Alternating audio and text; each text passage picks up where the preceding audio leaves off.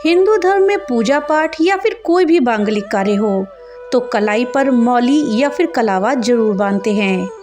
रक्षा सूत्र या मौली बांधना वैदिक परंपरा का एक हिस्सा है। यज्ञ के दौरान इसे बांधे जाने की परंपरा तो बहुत पहले से चली आ रही है। कलावा को संकल्प सूत्र के साथ ही रक्षा सूत्र के रूप में बांधे जाने की वजह पौराणिक ग्रंथों में भी मिलती है। दोस्तों, आज इस वीडियो में हम जानेंगे कि कलावा को बांधने की परंपरा कब से और कैसे चली आ रही है, इसका क्या रहस्य है, कलावा बांधने के क्या नियम हैं, कब और क्यों बांधा जाता है कलावा को हमें कितने दिनों तक पहनना चाहिए और कब बदलना चाहिए, साथ ही कलावा बांधने के क्या लाभ है। इस जानकारी के लिए वीडियो में हमारे साथ अंत तक बने रहिएगा, जिससे कि आपको सही और सटीक जानकारी प्राप्त हो पाए। नमस्कार दोस्तों, राधे राधे। आपके हमारे चैनल ज्ञान शास्त्र में आप सभी का स्वागत है। कलावा, जिसको कि संकल्प सूत्र के साथ ही रक्षा सूत्र में बांधे जाने की वजह के रूप में जानते हैं और इसका वर्णन पौराणिक ग्रंथों में भी मिलता है। पौराणिक कथा के अनुसार असुरों के दानवीर राजा बलि की अमरता के लिए भगवान वामन ने उनकी कलाई पर रक्षा सूत्र बांधा था। कथा के अनुसार दानवराज बलि महान दानी थे। कोई भी व्यक्ति उनके यहाँ से खाली हाथ नहीं लौटता था। महाबली के दान देने की अति हो गई थी। इधर भगवान विष्णु दो बिंदुओं पर प्रतिज्ञाबद्ध थे कि यदि किसी को अहंकार हो जाए या किसी की अति हो जाए तो मुझे उसका समूल नाश करना है। इसका तात्पर्य यह है कि सीमोल्लंघन कदापि उचित नहीं है। एक बार भगवान विष्णु ने राजा बलि को उनकी सीमा ज्ञात कराने के लिए ब्राह्मण वेश में कुछ दान की याचना करी। बलि ने कहा कि आपकी जो इच्छा हो ब्राह्मण देव आप मांग ले। तब भगवान ने उनसे 3.5 डग पृथ्वी दान में उनसे मांगी। उपेक्षापूर्ण हंसी के साथ दानवराज ने पृथ्वी को नापने के लिए कहा। तब भगवान ने उनसे संकल्प लेने को कहा। संकल्प लेने को तैयार बलि के हाथ में ब्राह्मण वेशी भगवान विष्णु ने रक्षा सूत्र बांधकर संकल्प कार्य को संपादित किया। रक्षा सूत्र बांधने का अभिप्राय यह है कि यजमान अपने लिए हुए संकल्प की रक्षा करें और पुरोहित भविष्य में यजमान की रक्षा होती रहे, ऐसी कामना करें जैसा कि भगवान विष्णु इंद्र के कोप से बलि की रक्षा करते हैं। दोस्तों, कलावा को रक्षाबंधन का प्रतीक भी माना जाता है। देवी लक्ष्मी ने राजा बलि के हाथों में अपनी पति की रक्षा के लिए इस बंधन को बांधा था। कलावा को हर हिंदू बांधता है और इसे मूलतः रक्षा सूत्र भी कहते हैं। दोस्तों, कलावा यानी कि मौली, इसका शाब्दिक अर्थ है सबसे ऊपर। दोस्तों, कलावा को मौली भी कहते हैं और मौली शब्द का अर्थ है सबसे ऊपर। मौली का तात्पर्य सिर से भी है। मौली को कलाई में बांधने के कारण इसे कलावा कहते हैं। इसका वैदिक उपनाम मणिबंध है। मौली के भी कई प्रकार होते हैं। शंकर भगवान के सिर पर चंद्रमा विराजमान है, इसीलिए उन्हें चंद्रमौली भी कहा जाता है। दोस्तों, अब आइए जानते हैं कि कलावा आखिर होता कैसा है।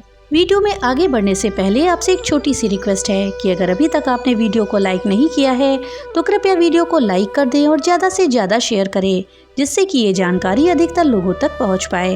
और हाँ, अगर चैनल पे पहली बार आए हैं तो कृपया चैनल को सब्सक्राइब कर दें और बेल आइकन दबाना ना भूलें, जिससे कि मेरी वीडियो सबसे पहले आप तक पहुँच सके।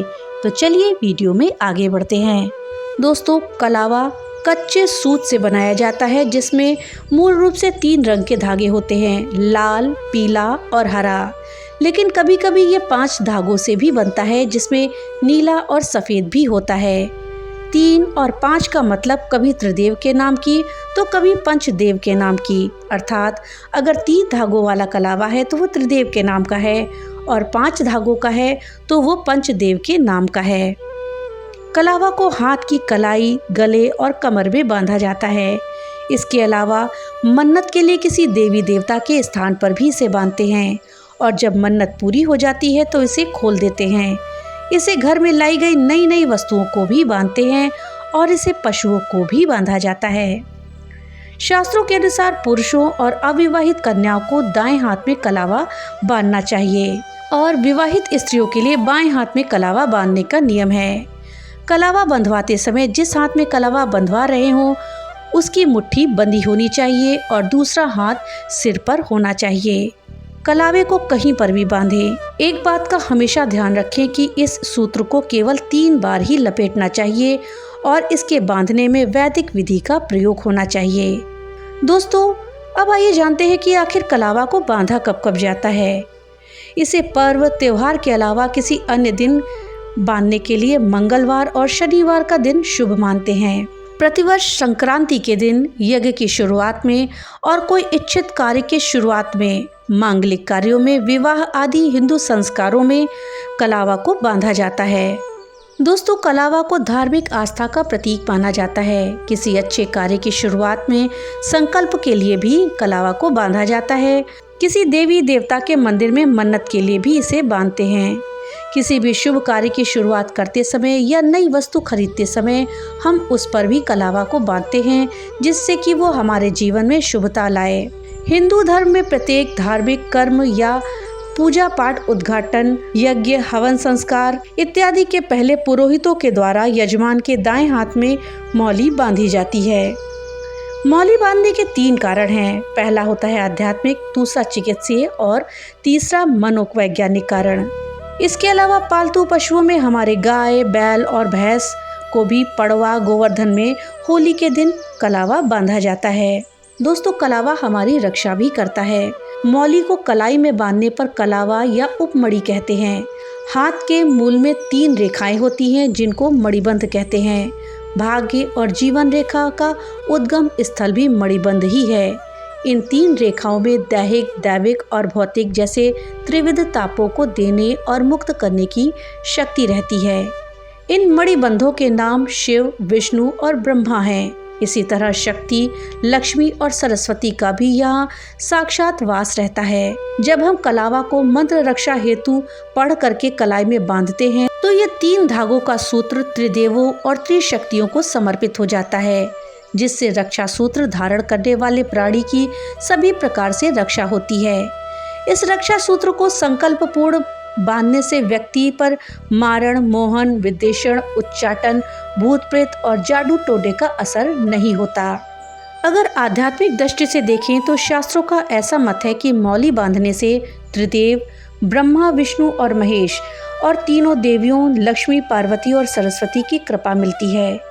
ब्रह्मा की कृपा से कीर्ति, विष्णु की कृपा से रक्षा और शिव की कृपा से दुर्गुणों का नाश होता है। इसी प्रकार लक्ष्मी जी की कृपा से धन, दुर्गा से शक्ति और सरस्वती की कृपा से बुद्धि प्राप्त होती है। ये कलावा किसी देवी देवता के नाम पर भी बांधा जाता है, जिससे संकटों और विपत्तियों से व्यक्ति की रक्षा होती है। ये मंदिरों में मन्नत के लिए भी बांधा जाता है। इसमें संकल्प निहित होता है। कलावा को बांधकर किए गए संकल्प का उल्लंघन करना अनुचित और संकट में डालने वाला सिद्ध हो सकता है। अगर आपने किसी देवी या देवता के नाम पर कलावा बांधा है तो उसकी पवित्रता का ध्यान रखना भी जरूरी होता है। दोस्तों, कलावे को कमर पर भी बांधते हैं। कमर पर बांधी गई मौली के संबंध में विद्वान लोग कहते हैं कि इससे सूक्ष्म शरीर स्थिर रहता है और कोई भी दूसरी बुरी आत्मा आपके शरीर में प्रवेश नहीं कर सकती। बच्चों को अक्सर कमर में मौली बांधी जाती है। ये काला धागा भी होता है। इससे पेट में किसी भी प्रकार के रोग नहीं होते।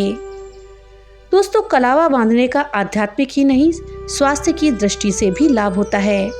अगर इसका चिकित्सीय पक्ष ले लें तो प्राचीन काल से ही कलाई पर, पैर पर, कमर और गले में कलावा बांधे जाने की परंपरा के चिकित्सीय लाभ हैं।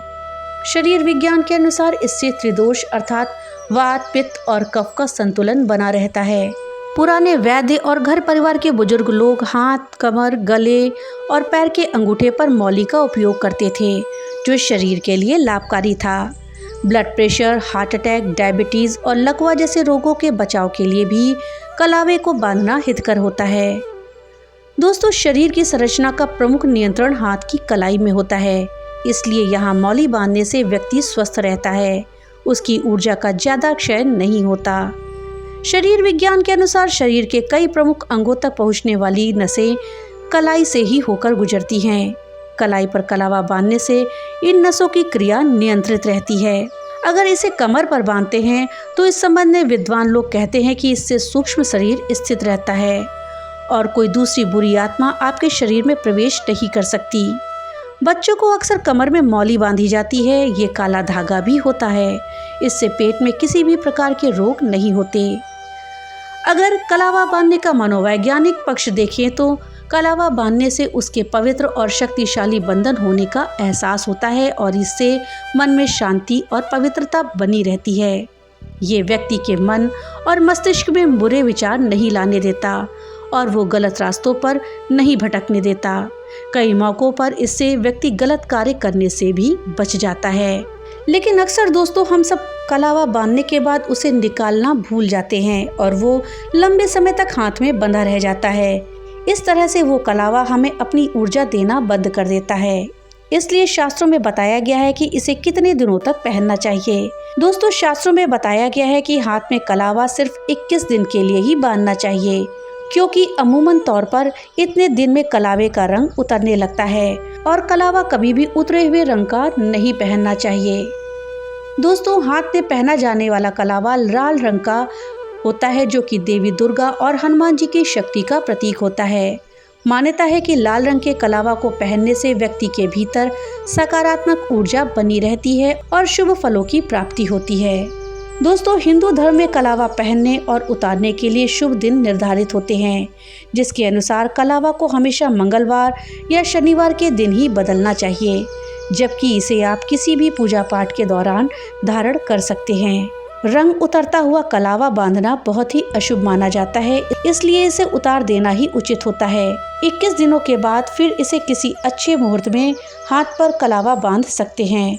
साथ ही ऐसा भी कहा गया है कि कलावा जब भी हाथ से उतारा जाता है तो वो आपके भीतर और आपके आसपास की नकारात्मकता को लेकर ही उतरता है, इसलिए उस कलावे को दोबारा नहीं पहनना चाहिए। हाथ से उतारा हुआ कलावा किसी बहती नदी में प्रवाहित कर देना शुभ होता है, और अगर किसी बहती नदी में ना आप बहा पाएँ तो किसी पेड़ में आपको इसे मिट्टी में गाड़ देना चाहिए। दोस्तों, हिंदू मान्यता में कलावा से जुड़े हुए कुछ अचूक उपाय भी बताए गए हैं। अगर देवताओं के समान पूजनीय माने जाने वाले तुलसी, केले, शमी, आंवला इत्यादि पौधों को श्रद्धा और विश्वास के साथ कलावा बांधा जाए तो व्यक्ति के जीवन से जुड़ी हुई सभी समस्याएं जल्दी ही दूर हो जाती हैं और व्यक्ति की मनोकामनाएं पूरी होती हैं, जो कि उसे सुख, समृद्धि और सौभाग्य देती है। तो दोस्तों, अगर आपकी कोई मनोकामना हो, आप अपनी कोई इच्छा की पूर्ति चाहते हो, तो तुलसी, केले, शमी, आंवला जैसे पेड़ों पर कलावा को बांध करके अपनी इच्छाओं की पूर्ति कर सकते हैं। तो दोस्तों, ये थी जानकारी कलावा के विषय में कि इसे आपको कब बांधना चाहिए, कब उतारना चाहिए, इससे जुड़े हुई क्या आवश्यक बातें हैं और इसके क्या लाभ हैं। दोस्तों, जानकारी आपको कैसी लगी हमें कमेंट बॉक्स में लिख करके जरूर बताइएगा। तो मिलते हैं अगली नई वीडियो के साथ, तब तक के लिए राधे राधे।